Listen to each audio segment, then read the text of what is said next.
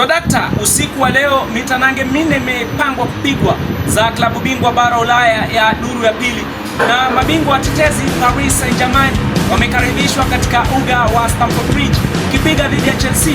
Na taarifa fresh ni kwamba Estevao Willian alishuhudiwa katika uga wa mazoezi wa Chelsea Cobham akisisimua misuli. Chelsea wanaimani kwenye mechi ya marudiano na PSG. Wana blue hawa Chelsea waliambulia patupu mkondo wa kwanza katika uwanja wa Parc des Princes walipotitigwa magoli 5-2.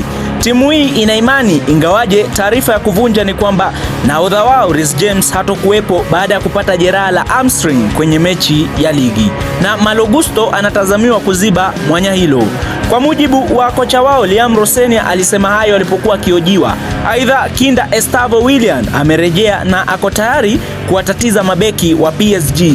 Mchezaji wa safu ya mbele Joao Pedro alinukuliwa akisema, katika hii mechi tutahitaji kufunga magoli 3 tena kama tu kwenye mechi ya kombe la dunia kwa vilabu.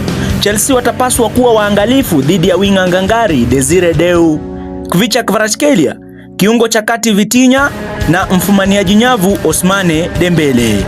Sawia na wana PSG watatatizwa na winga hodari Pedro Neto, kiungo mbunifu Enzo Fernandez na striker imara Joao Pedro. Je, Chelsea watawaliza wana PSG ama huenda PSG wakawa kiboko chao Chelsea?